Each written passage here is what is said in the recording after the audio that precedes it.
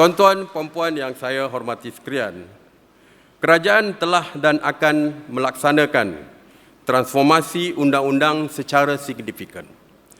Saya telah pun mengarahkan bahagian hal ehwal undang-undang Jabatan Perdana Menteri untuk mengkaji dan meneliti undang-undang sedia ada, termasuk 147 undang-undang lapuk untuk sama ada dipinda atau dimansuhkan. Transformasi undang-undang ini perlu dilakukan segera kerana keadaan telah pun berubah dan undang-undang juga perlu bergerak dan berubah mengikut keadaan semasa. Penambahbaikan ini juga akan menjamin kesejahteraan keluarga Malaysia. Sebagai contoh, teknologi digital hari ini semakin pesat membangun. Dalam konteks ini, undang-undang yang sedia ada tidak relevan dengan ledakan teknologi digital, bahkan agak terkebelakang dengan perubahan semasa. Sebagai contoh, akta sedia ada iaitu Akta Rumah Perjudian Terbuka 1953 misalnya, hanya melibatkan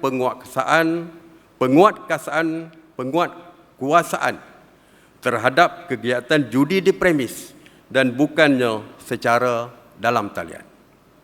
Seperti yang kita sedia maklum, beberapa langkah proaktif kerajaan dalam memperkasakan undang-undang di Malaysia telah dilaksanakan, antaranya cadangan pemansuhan hukum mati mandatory.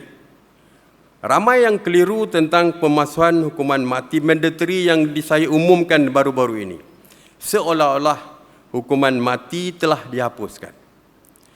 Kerajaan tidak menghapuskan hukuman mati, tetapi memberikan kuasa dan budi bicara kepada hakim untuk menentukan sama ada pesalah tersebut dijatuhkan hukuman mati ataupun hukuman pilihan yang lain.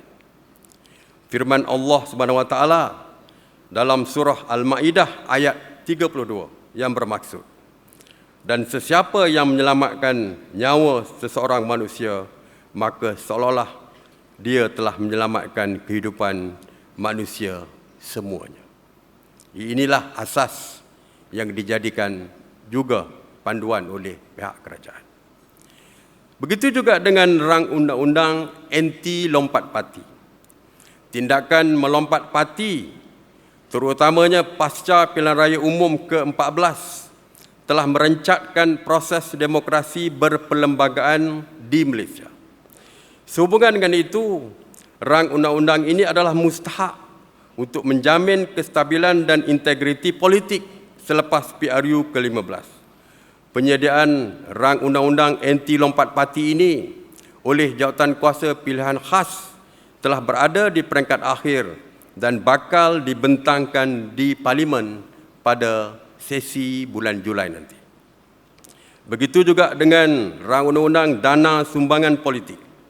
Untuk memantapkan integriti politik, turut merangkumi aspek-aspek lain termasuk pengawal selian dana sumbangan politik.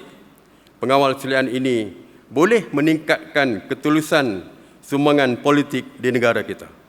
Ini akan dapat mengurangkan risiko rasuah serta apa-apa penyalahgunaan kuasa yang berkaitan dengannya.